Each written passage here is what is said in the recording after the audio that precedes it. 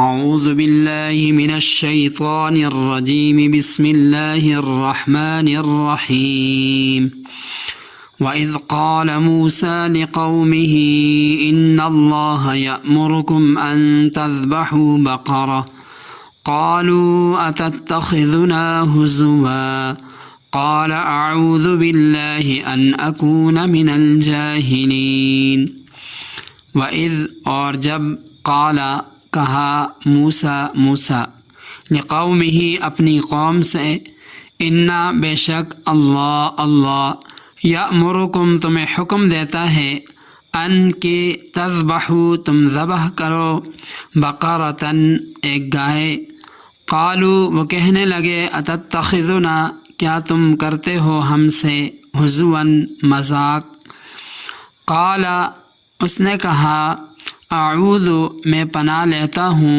باللہ اللہ کی ان اکون کہ ہو جاؤں من الجاہلین جاہلوں سے وَإِذْ قَالَ مُوسَى لِقَوْمِهِ اور اس وقت کو یاد کرو جب کہا موسیٰ علیہ السلام نے اپنی قوم سے ان اللہ یأمرکم ان تذبحوا بقرہ بے شک اللہ تعالیٰ تم کو حکم دیتا ہے کہ تم ایک گائے ذبح کرو قالوا اتتخذنا ہزوا تو انہوں نے کہا کہ کیا تو بناتا ہے ہم کو ٹھٹا کیا ہوا قال اعوذ باللہ ان اکون من الجاہلین موسیٰ علیہ السلام نے کہا خدا کی پناہ اس بات سے کہ میں جاہلوں میں سے ہو جاؤں۔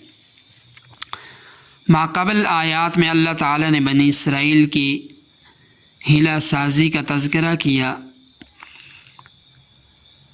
کہ وہ اللہ تعالیٰ کے قانون کو کس طرح توڑتے تھے، اس جرم کی پاداش میں ان کی شکلوں کو تبدیل کر دیا اور بالآخر وہ ہلاک ہو گئے۔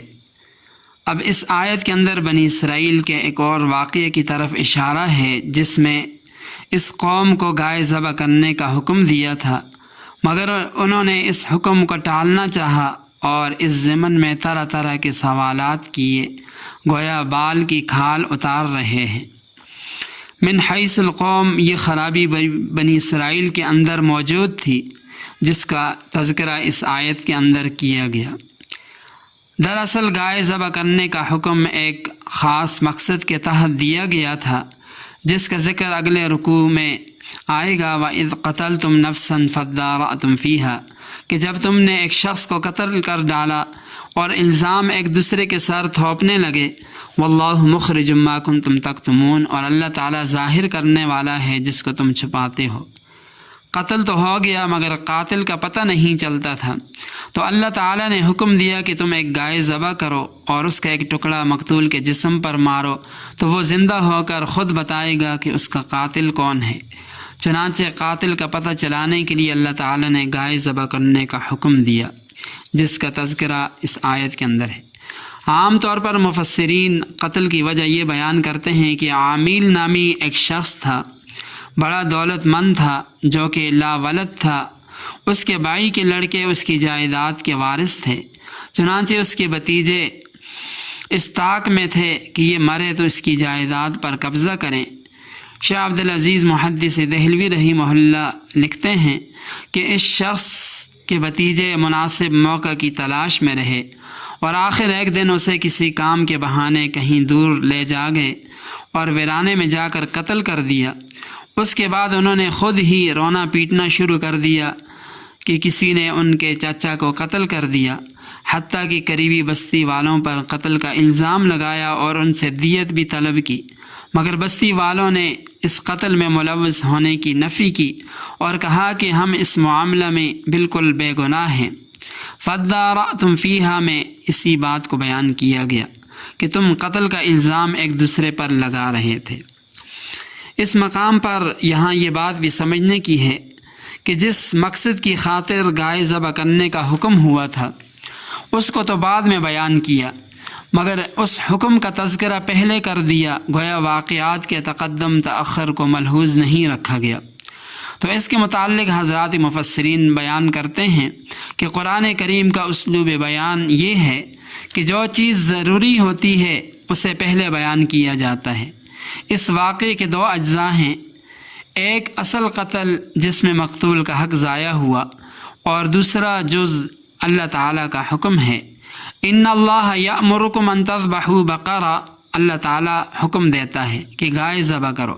چونکہ اللہ تعالیٰ کا حکم بندوں کے حق پر مقدم ہے، اس لیے گائے ذبح کرنے کے واقعے کو مقدم رکھا اور اصل واقعہ قتل کو مؤخر کر دیا گیا۔ قرآن کریم میں بعض دوسری جگہ بھی ایسی مثالیں ملتی ہیں کہ جن میں اللہ تعالیٰ کے حق کو بندوں کے حق پر مقدم رکھا گیا۔ مثلا وَقَضَىٰ رَبُّكَ أَلَّا تَعْبُدُوا إِلَّا إِيَّاهُ وَبِالْوَالِدَيْنِ إِحْسَانًا۔ اسی طرح وَإِن جَاهَدَاكَ عَلَىٰ أَن تُشْرِكَ بِي مَا لَيْسَ لَكَ بِهِ عِلْمٌ فَلَا تُطِعْهُمَا۔ اس واقعے سے حیات بعد الممات کا مسئلہ بھی حل ہوتا ہے۔ کذالک یحیی اللہ الموتیٰ، کہ جس طرح اللہ تعالیٰ نے معجزانہ طور پر اس مردہ کو دوبارہ زندہ کر دیا اور اس نے قاتل کی نشاندہی کر دی، اسی طرح اللہ تعالیٰ قیامت کے روز تمام مردوں کو دوبارہ زندہ کریں گے، اور پھر حساب و کتاب، جزا سزا کے تمام واقعات، مراحل آئیں گے۔ یہاں ایک بات اور بھی سمجھنے کی ہے، وہ یہ کہ قاتل کی تلاش کے لیے موسیٰ علیہ السلام نے ایک لمبا چوڑا راستہ اختیار کیا کہ اس طرح گائے ذبح کرو اور پھر اس کے جسم کا ایک ٹکڑا مقتول کی لاش پر مارو تو وہ خود اپنے قاتل کا نام بتا دے گا۔ حالانکہ موسیٰ علیہ السلام اللہ تعالیٰ کے نبی تھے، انہیں بذریعہ وحی بھی قاتل کی خبر مل سکتی تھی اور وہ ان کو بتا سکتے تھے۔ تو اس کے متعلق حضرات مفسرین فرماتے ہیں کہ اسرائیلیوں کے دماغوں میں تعمق بھرا ہوا تھا۔ اگر موسیٰ علیہ السلام براہ راست قاتل کی نشاندہی کر دیتے تو پوری قوم بگڑ جاتی۔ حضرت موسیٰ علیہ السلام ان کی عادت کو خوب جانتے تھے۔ جب وہ تورات لے کر آئے تو اس وقت بھی بنی اسرائیلیوں نے اسے اللہ تعالیٰ کی کتاب ماننے سے انکار کر دیا، اور بالآخر جب ان کے سروں پر کوہ طور کو اٹھایا گیا تو اس وقت مجبور ہو کر پھر اس کے حکم کو ماننے پر وہ راضی ہوئے۔ تو بہرحال اسی ضمن میں اللہ تعالیٰ فرماتے ہیں وَإِذْ قَالَ مُوسَىٰ لِقَوْمِهِ إِنَّ اللَّهَ يَأْمُرُكُمْ أَن تَذْبَحُوا بَقَرَةً۔ اس واقعے کو یاد کرو جب موسیٰ علیہ السلام نے اپنی قوم سے کہا کہ اللہ تعالیٰ تمہیں حکم دیتا ہے کہ گائے ذبح کرو۔ بقرہ کا لفظ عربی زبان میں عام طور پر گائے پر بولا جاتا ہے، مگر یہ لفظ اسم جنس کے طور پر بھی اختیار کیا جاتا ہے، یعنی نر اور مادہ، گائے اور بیل دونوں پر اس کا استعمال ہوتا ہے۔ بعض حضرات فرماتے ہیں کہ جس جانور کو اللہ تعالیٰ نے ذبح کرنے کا حکم دیا تھا وہ گائے نہیں بلکہ بیل تھا۔ حضرت موسیٰ علیہ السلام نے قوم کو سمجھایا کہ اللہ تعالیٰ نے یہ حکم دے کر تمہارے مسئلے کا حل بیان کر دیا، تم حکم کے مطابق گائے یا بیل ذبح کر کے اس کے گوشت کا ٹکڑا مقتول کے جسم پر لگاؤ تو یہ زندہ ہو کر خود اپنے قاتل کا نام بتا دے گا۔ مگر وہ ظالم قوم تھی، وہ حکم کی تعمیل کے بجائے کہنے لگی کہ اے موسیٰ، قالوا اتتخذنا ہزوا، کیا آپ ہمارے ساتھ ٹھٹھا مذاق کرتے ہیں؟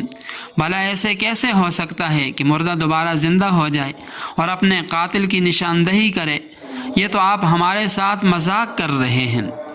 تو اس کے جواب میں موسیٰ علیہ السلام نے فرمایا اعوذ باللہ ان اکون من الجاہلین، کہ میں اللہ کی پناہ چاہتا ہوں اس بات سے کہ جاہلوں میں سے ہو جاؤں۔